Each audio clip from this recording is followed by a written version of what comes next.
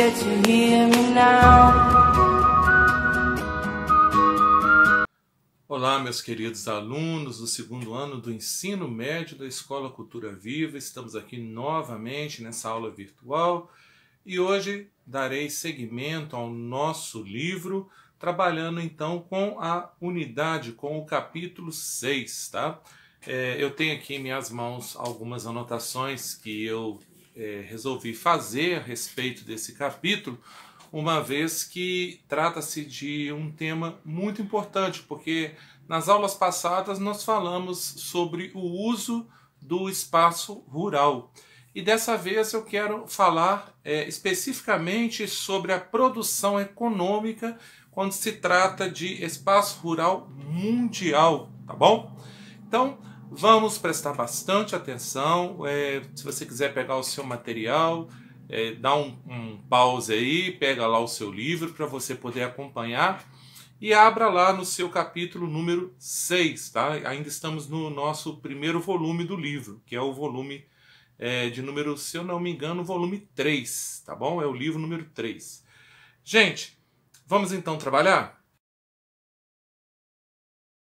Já de cara eu quero falar para vocês que quando eu trabalho com essa questão do espaço rural mundial, sobre produção agrícola, sobre a questão da pecuária, eu já levo em consideração que eu terei questões de diferenças, vamos dizer, disparidades, né, de acordo com cada país. Até porque eu terei que levar em consideração as tecnologias voltadas para o mercado dos países desenvolvidos, e certamente irei divergir dos países subdesenvolvidos e, consequentemente, até aqueles que a gente chamaria também de países pobres. Nos países desenvolvidos, eu conto inclusive com a questão da biotecnologia, né?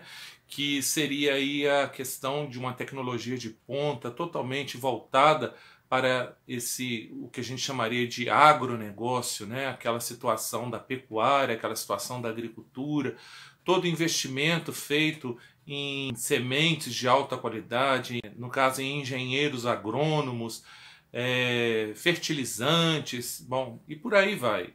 E normalmente esses países desenvolvidos, eles contam com uma exportação muito grande, imensa. Muitos países compram seus produtos. Dessa forma, obviamente, a produção, a produtividade também será de grande ou de larga escala. Em relação à pecuária, não vai ser diferente, tá? Eu tenho aí uma tecnologia muito eficiente, muito bem empregada, inclusive na questão do monitoramento de todo o rebanho. Eles contam com vacinas, eles contam toda uma alimentação balanceada para que esses animais produzam exatamente aquilo que eles precisam, né? Uma carne de qualidade, produzam bastante leite e assim por diante. O que eu também devo falar que, graças à questão da genética, eles são capazes também de fazerem inseminações artificiais, e com essas inseminações eles garantem então uma genética mais qualificada em relação ao seu gado, ao seu rebanho. Possui ainda um sistema informatizado muito grande, informando a todo instante tudo que está acontecendo em seu rebanho, tá? E até hoje em dia, né, através dos drones, eles conseguem fazer, se for a questão de ser uma pecuária extensiva, como ocorre principalmente nos países da Europa Meridional, se for o caso, eles conseguem inclusive controlar os seus rebanhos com drones, tá? Mesmo ligados diretamente a um computador, um sistema informacional, fazendo então a contagem, sabendo o que está acontecendo, se o gado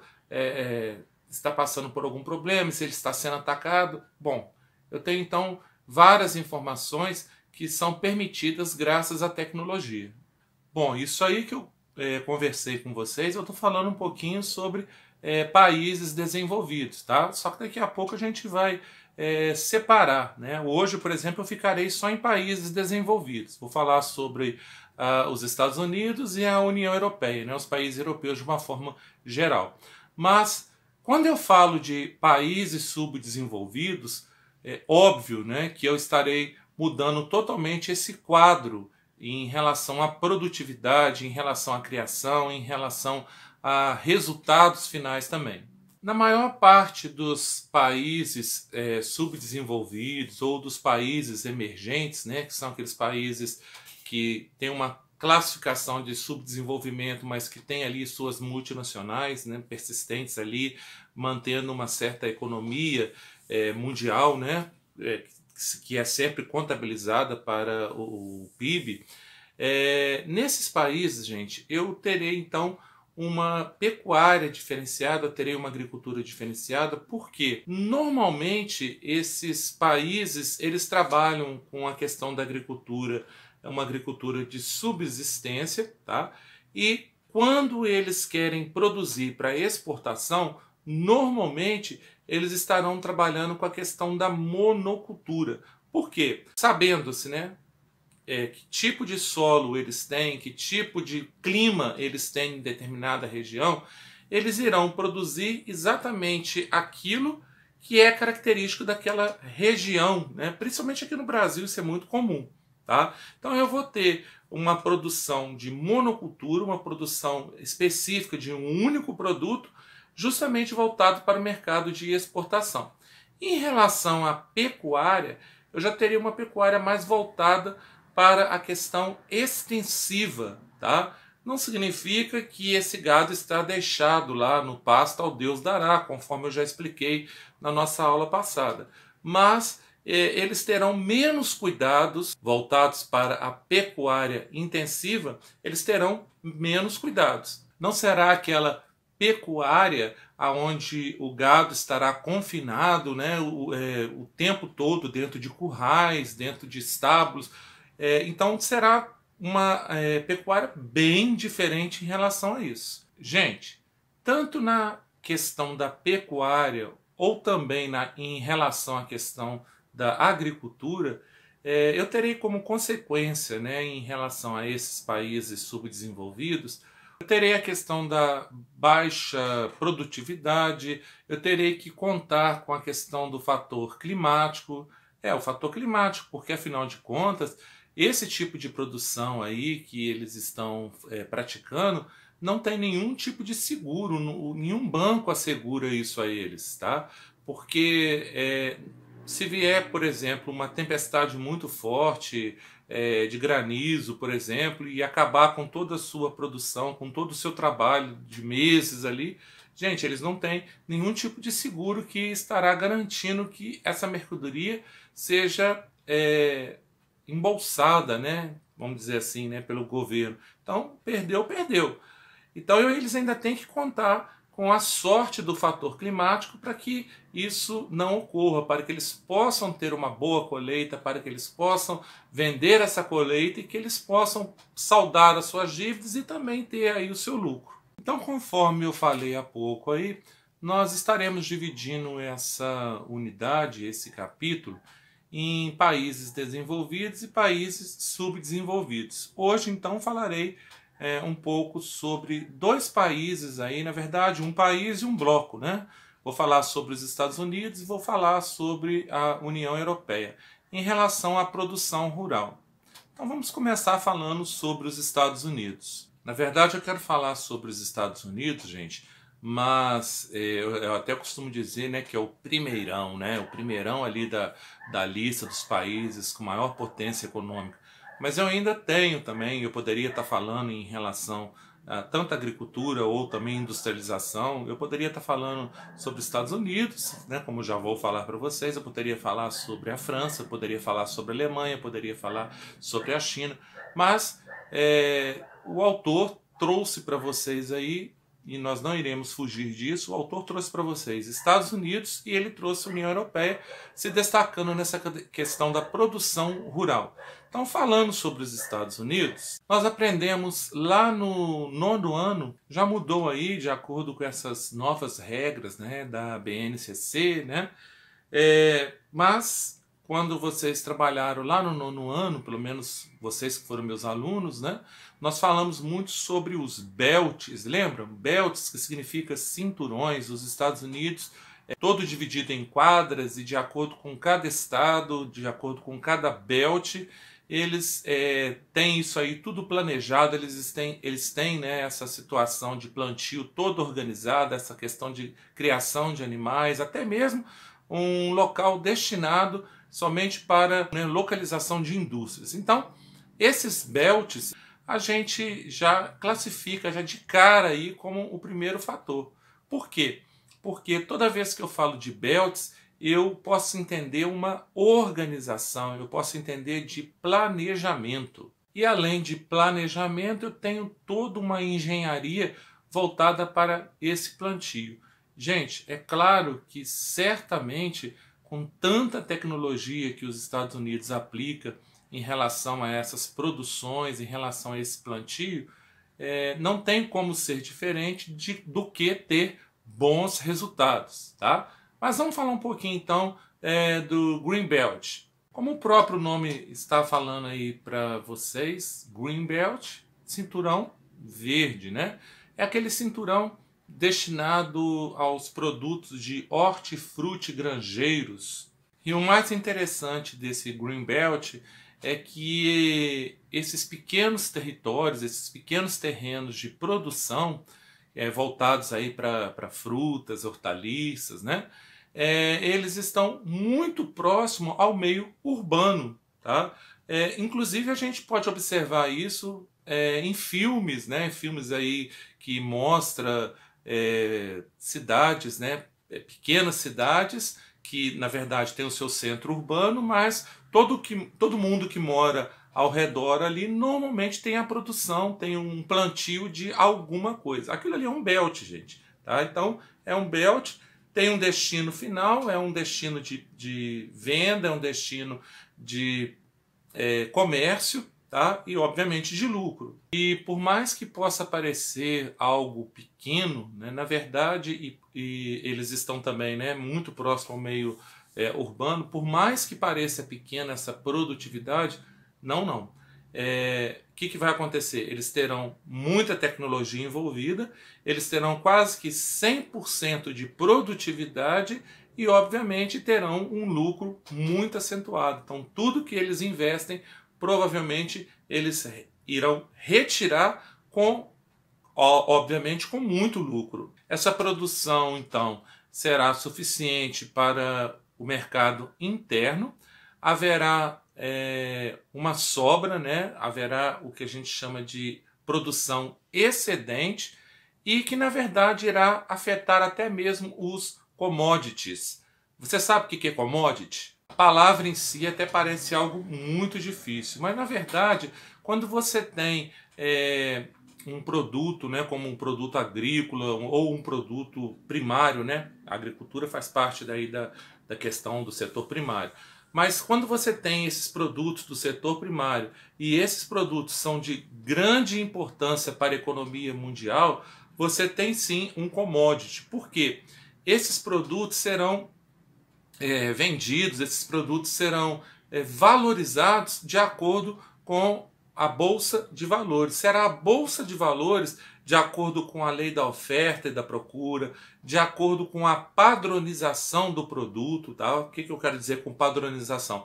Por exemplo, o Brasil, na região centro-oeste, ele produz muita soja. Tá? Então a soja do Brasil, se ela quiser concorrer dentro desses commodities, né, na questão da valorização desse produto, ela terá que ter as mesmas características do produto que está sendo fabricado, por exemplo, num cinturão, num belt dos Estados Unidos. Ou seja, a questão da padronagem certamente deverá ser a mesma. E aí, gente, entra também toda uma questão, né, como eu disse aí, para poder valorizar, né, da lei da oferta e da procura, aquela questão toda voltada para a economia, que quando a gente trabalha aí direto com bolsa de valores, com as ações, tá? Mas o commodity então, é isso, tá? É um sistema, e esse sistema é um sistema voltado para o mercado internacional, para o mercado de valorização comercial de um determinado produto. Então, na verdade, todos esses produtos voltados para o setor primário acabam passando, então, principalmente em relação aos Estados Unidos, pelos commodities, tá bom? Vamos dar uma continuidade então, vamos falar então sobre a União Europeia. Gente, ó, eu falei sobre um país sozinho, né, que foi os Estados Unidos, e agora eu estou falando sobre um grupo de países, principalmente aí eu vou começar falando sobre a Europa Meridional, Portugal, Espanha, que mais que eu tenho ali embaixo? Eu tenho a questão da Itália, ou seja, esses países aí são países grandes produtores, só que são países com clima mais quente, tá? Esses países de clima mais quente, eu vou ter produtos mais manufaturados, eu vou ter produtos mais voltados para uma agricultura com menos tecnologia, e eu darei destaque aí para, no caso, as vinhas, né? Eu também terei as oliveiras, né? Então, na questão das vinhas, eu terei a produção da uva para a fabricação do vinho. Já na questão das oliveiras, eu terei, além da azeitona, né, que é um produto muito comercializado, eu terei a fabricação do próprio azeite. Então, a gente até associa, né, Portugal, Itália, Espanha, né, tudo isso aí está voltado para esse tipo de produção.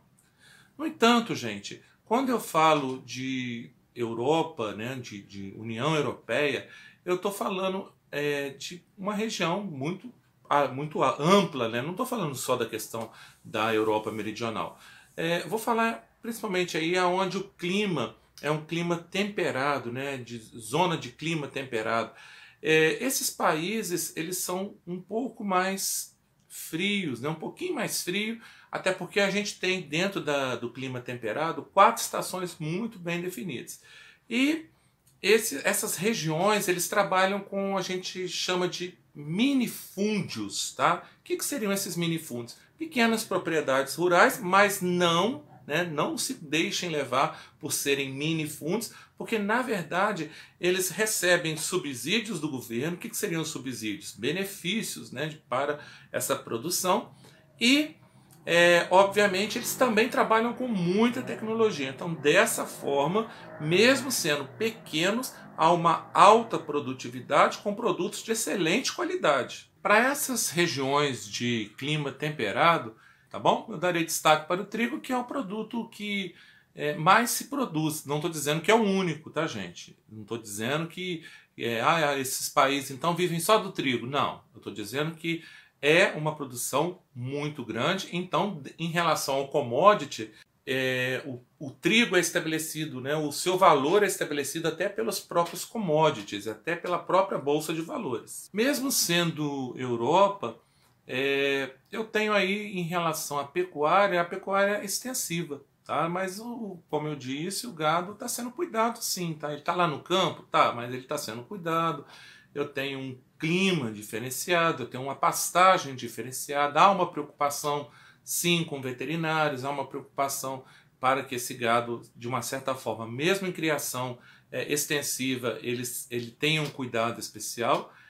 O seu destino final é o mesmo dos outros, tá? Ou produção de leite, ou o abate para o fornecimento de carne, exportação de carne.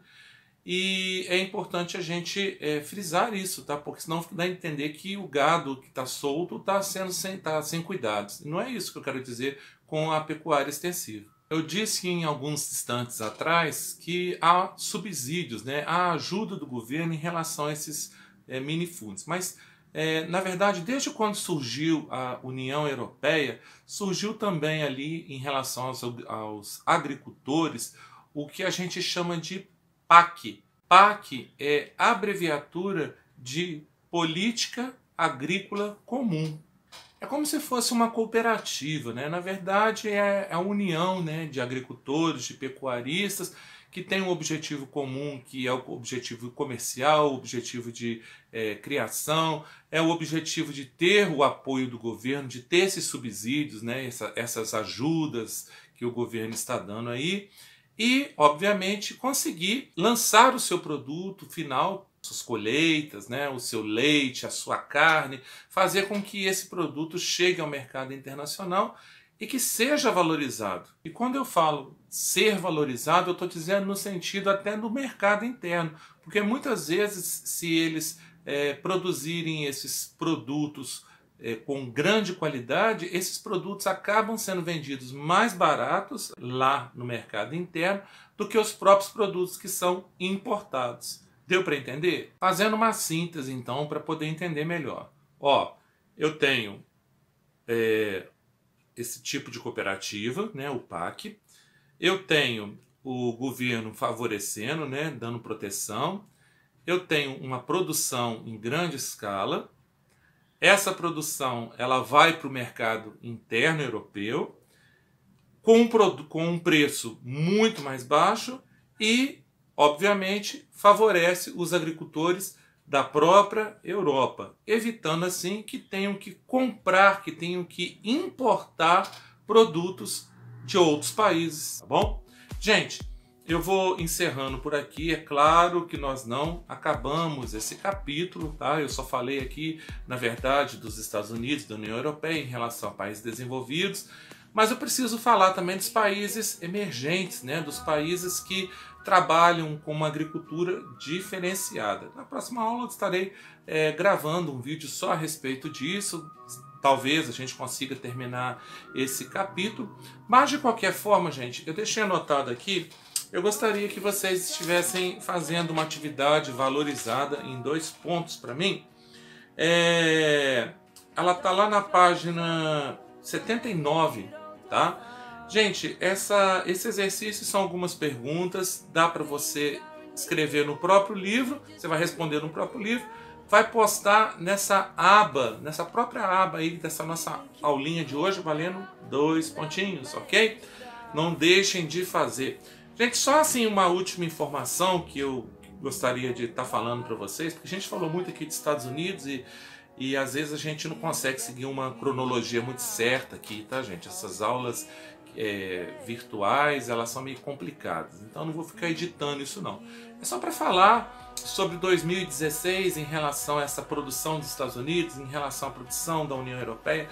Galera, só para vocês terem uma noção, os Estados Unidos acabou sendo responsável por 1/4 da produção mundial nessa questão da pecuária, dessa questão da agricultura. Isso rendeu a eles em torno de 16 trilhões de dólares, quer dizer, um único país, né? Então eu posso dizer que ele é o número 1 realmente, né, em relação a isso. E em relação à União Europeia, aí eu tenho um diferencial, né? Porque eu estou falando de um bloco econômico, eu não estou falando de um único país. A Europa, na verdade a União Europeia, desculpa, ela teria tido aí um rendimento em torno de 18 trilhões. Mas então ficou maior do que os Estados Unidos. Se você olhar pelo lado de União Europeia, que são vários países, e se você comparar com um único país, que são os Estados Unidos, no caso 16 trilhões, claro que os Estados Unidos ganhou, né? Porque afinal de contas, União Europeia, muitos países, Estados Unidos, umzinho só, tá bom? Gente, fiquem com Deus, espero que vocês tenham entendido, tô com saudades, eu sempre falo isso, mas não é mentira, é verdade, tá? Ficamos aí e aguardo vocês no nosso próximo encontro de geografia. Abração de selão aí, até a próxima. Don't learn the hard way, just let me show you how. All the lights will guide the way.